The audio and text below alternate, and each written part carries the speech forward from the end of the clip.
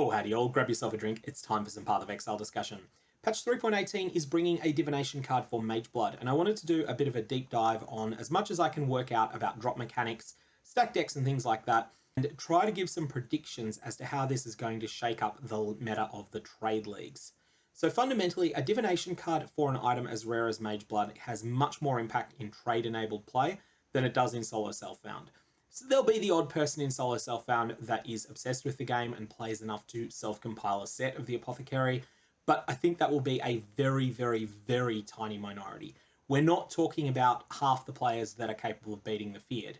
We are talking about probably 5 players in the entire solo self-found league will turn in a set of this themselves. But the fact that it exists will mean that there will be a lot more Magebloods in Trade League. I want to try and put some estimates on how many more Magebloods there'll be, give some justification for my estimates. It's going to be based upon some assumptions, some of which will be wrong. Hopefully it'll give some sort of idea as to where the price point on this card may settle, and that may help you plan some of your strategies for the next league. So firstly, there is a precedent for the rarity of a card like this. This is not the first divination card that gives a tier 0 rarity unique belt. The Doctor, introduced as one of the first divination cards, grants Headhunter as a tier 0 rarity unique belt.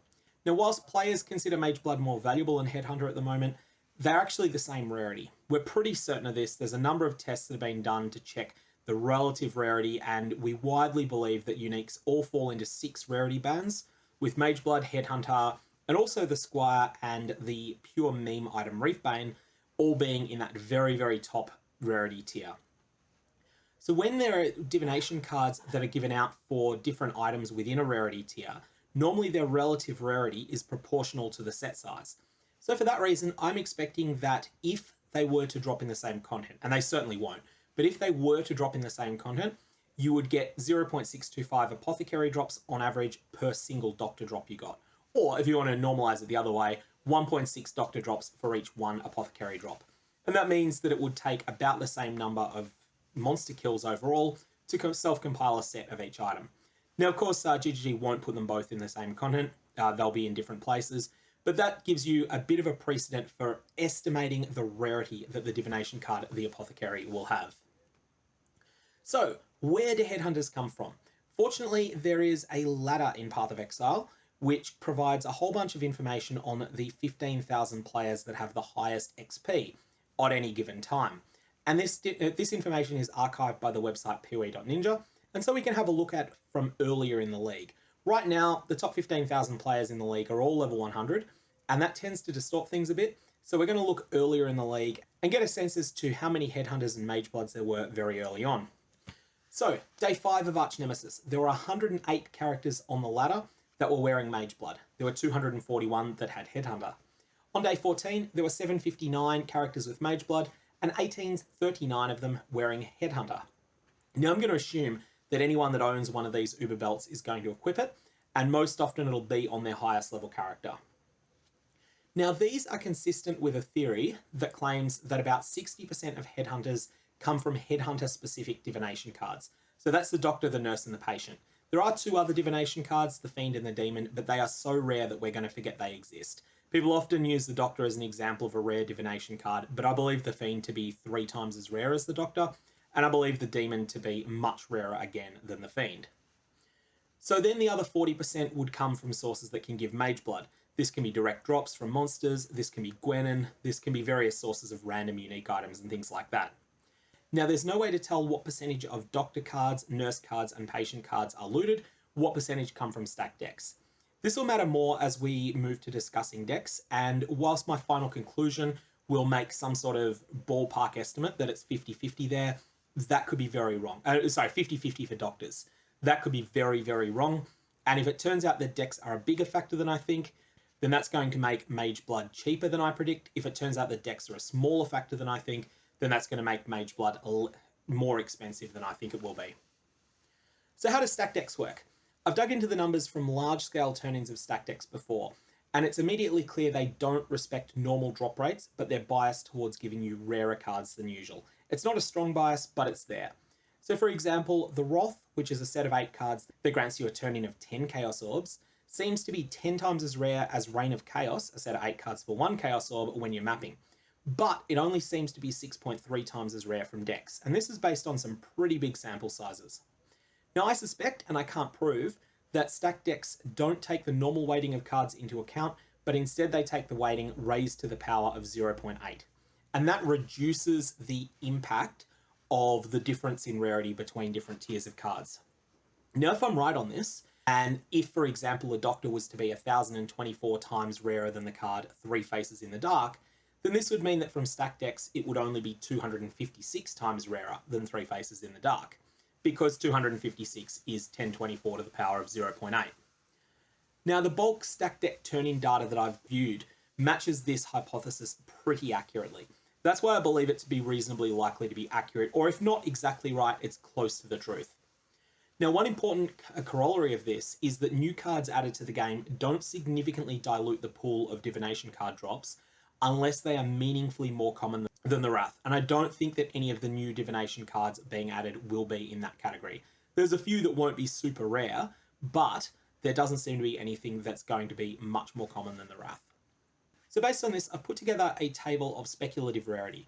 So the Doctor is 1/8 of a tier 0 unique, and therefore its weighting would be 8. This is just balanced against each other.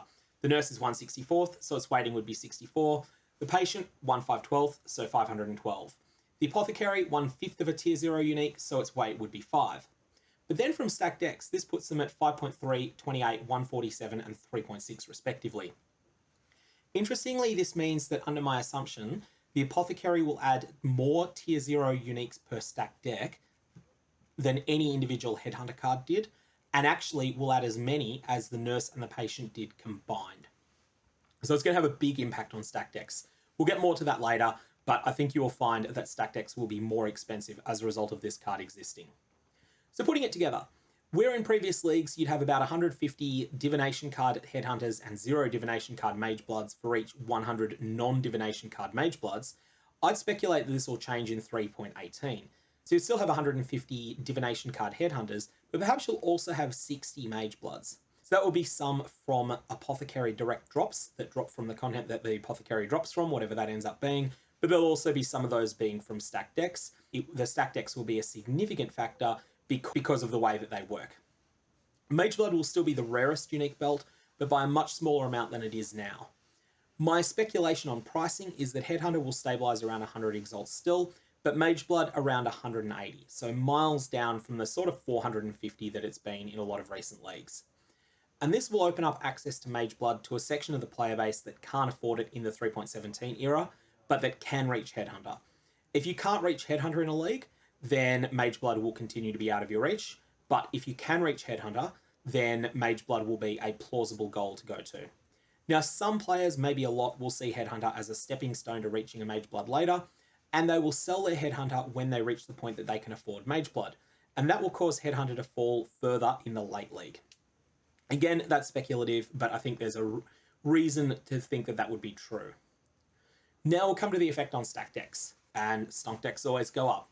I checked 250,000 well-documented stacked deck openings, and they had 43 Doctors between them.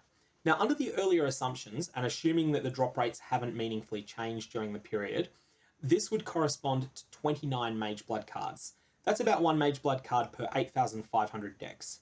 This is actually not one of the very rarest divination cards. There's a number that are much rarer. The Greatest Intentions, which is the 2 Implicit Corrupted Savior, is so rare that actually no one knows where it drops from. Likewise, the divination cards, Unrequited Love, House of Mirrors, even Gift of Asenath, all of these seem to be much rarer than either the Doctor or the sort of speculations we're talking about for the Apothecary. But if this is true, this is an enormous buff to the price of stacked decks. If Mageblood settles at 35,000 Chaos, which is its lowest price yet, this adds almost an entire additional Chaos Orb to the expected value of every stacked deck. If we end up seeing Headhunter at 20,000 Chaos and Mageblood at 35,000 Chaos, and if my rarity estimates of cards are right, a player who opens stacked decks all day and doesn't even bother picking anything up unless it's a Doctor, a Nurse, a Patient, or an Apothecary, that player's returns will be more than 1.5 Chaos per stacked deck. And obviously, there's a lot of the cards that they're leaving on the floor are going to be valuable. There's all the divination cards that give exalts. There's all the divination cards that are quite common that give Chaos Orbs. Then there's a bunch of other things along the way as well. Of course, this is after you weather the ups and downs of variance, as you can always, even if it does turn out that it's 1 per 8,500 to get a Mageblood card, you can still go 30,000 with none. But over a long period of time, that's the sort of numbers you would expect. So for that reason, I think you will see stack decks more expensive than usual in 3.18 by quite a bit, and the Apothecary will be to blame. Anyway, that's all I got on this one. May your Valobs have interesting results, and I will see you around.